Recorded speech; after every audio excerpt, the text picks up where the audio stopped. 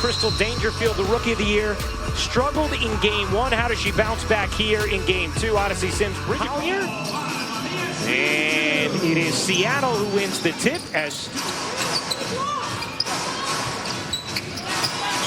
Here is Duntus. Down low to Carlton being guarded. Something we did not see a lot of in Game 1 when Lloyd barely missed. Here's Duntus from 3. And a pass, making the correct one to Duntus. Holly talked about Minnesota needing Duntus as Howard pedals her way in. It's the first of 2 semifinal games tonight. Vegas and Connecticut up next as Bird buries the 3. Really nice pace. They worked the ball around until they could get it back to her. 5-5 game. Duntus again from deep. Here's Bird finding a wide open Howard for the finish. 2 assists. She had 8 in Game 1. The double team comes from Duntus, and Sue Bird is going to recognize that right away. Help side not there in Game 1. Here's Lloyd working around the screen from Stewart. Gets it back to her, and Stewart. Gary Kloppenberg said they wanted to get Stewie some more touches on the move, going outside to in. They were able to do that there. It's still a really good contest by Duntus to come over because she's on Howard, but has to come over and help. Good contest, but Stewart's long arm. Stewart didn't have enough on it. Here comes Clark. Looked like she might have gotten away with a travel. I was going to say, did she just walk? Alicia Clark against Howard, last year's Defensive Player of the Year. Collier again, just the beautiful footwork, just couldn't finish. Here's Bird, the flick ahead, and Clark the finish. Advancing the ball, not with dribbles, but with passes. Dangerfield, a confident stroke from deep. Yeah, she's looked good early. I think she's handled the double teams well. Here's another one of those times, Seattle advancing the ball with the pass. And then Stewart shovels Howard finish. Get Breonna Taylor's name on the back of the WNBA jersey this season. Angel McCautry will play in the second game of our double for Minnesota as she continues to deal with that nagging calf. Great D from Stewart. Read it the whole way. Fought for position. Here comes Clark. Her jumper is good. Lisa Collier. We've seen Brandon Stewart blow up 2 of those already here in the first quarter. More good D here. Goes off the foot of Duntus. The deflection is going to keep it alive here for Minnesota. Duntus's 3 is good. And Minnesota has really used the 3 ball thus far in this series. Hearing Jewel Lloyd after the game the other day. And she was asked, were they concerned at all with the way Minnesota was shooting the strong 2 seasons? Did so as a rookie when she out. She did not see action in Game 1. Stewart. What a pass to get it to Whitcomb. These players played in Game 1. Coaches understanding that this could be a 200-minute series playing every other day. How trusted her, especially to guide the rookie Dangerfield through the playoffs and what's uncharted waters for the rookie. So it's a player you can trust even though she's only in her 2nd year. Russell inside on Nafisa Collier, and it is. Oh, that is a tough 3rd foul to stomach. And that's one thing that Nafisa Collier, you know she does well. She stays vertical, hands straight up. To me, if anything, it looked like 7:22 to go in the second. We'll see how the Lynx and Dangerfield step up. Trying to bank it in, no. Loose ball back to Minnesota. Carlton a heave and a hit. Bridget Carlton. You can try it for free, just like a free throw. Go for it. Lloyd's jumper is good. And she said, Kobe, I can't really read this book. I'm dyslexic. And he said, you're going to do it. We're going to push you out of your comfort zone. That is the kind of mentor he was to her. It's an amazing story.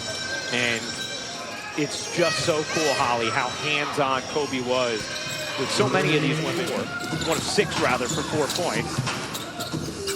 Lloyd, catch, fire, and hit from 3. And good job by... Back to Lloyd, 10 to shoot. Russell sets the screen. Lloyd, you bet! Jewel Lloyd is locked in the semifinals. And many thought she was going to be named Defensive Player of the Year today. And Bantam gets denied. Minnesota. Brianna Stewart is so long and can cover a lot of ground. It looked like Rachel Bannon was going to have an open look. Out of it. Lloyd, 12 points to lead all Seattle scorers. Lloyd, step back jumper is good. No question about it, Holly. And they survived initially with her on the bench, but not at the end of the half. We mentioned it before as Sims hits the jumper. Yeah, she's steady. She's steady on both ends of the floor for Minnesota. Stewart squeezes it in. And when she gets the ball inside, long arm, great pass by Howard to get it over the arms of Carlton. Even though the help is there, it's just not in time. Howard on the drive, the kick. How about Bird? Alone from three? No. Howard, the offensive rebound, and the putback. Drop. And that's how Howard gets a lot of her offense, right? I mean, there aren't plays necessarily run for Sasha Howard. Howard is effective because of her activity level. Here, she just has three bodies around her, still able to get the offensive board, and activity level at the defensive end. Poke away, and then just... Tough angle to bowl at, too, you know? Somehow, she didn't need a bumper. She kept it right down the lane. As Duncan now. Stewart. Turning the corner. Bird's pull-up is smooth. Collier on Stewart. 8 to shoot. Stewart gives it up. Howard lines it up and knocks it down for three. Brianna Stewart has hit her contested shots and missed the three relatively open threes that she's had. 4 on 2. Clark from three connects. Running through the wind. Exactly. Bird the cut, the dish. Lloyd, connect. She brings, particularly on the defensive end of the floor. Said it just completely changes their team when she's on the court and when she's not. Tees it up, can't hit. The rebound taken by Sims. Bird now 1 of 5 from downtown tonight. Sims waits, floats, hits to Lloyd, who can hit the three. Collier the rebound, a chance here for Minnesota. Dangerfield to the corner, good look for Carlton. She hits from downtown, and it's an 8-0. That's not the case for the Seattle Storm. They've been through many. Clark, what a play. In game one, they played a couple possessions of zone. They were in a zone defense right there as well. 13-point game, Seattle in front. Odyssey Sims again with the floater. Able to make their run in that stretch here. Stewart's on the floor, even though Sue is on the bench. I would imagine Gary Kloppenberg is one to have. Dangerfield working around Collier.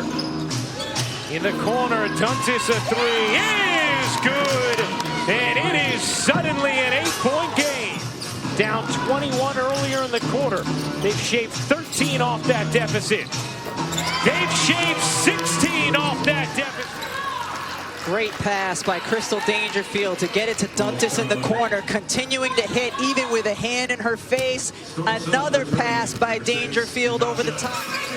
Russell backs into Banham, draws 2, 6 to shoot. Canada contested look is good. Minnesota was able to get a lot more out of their offensive sets.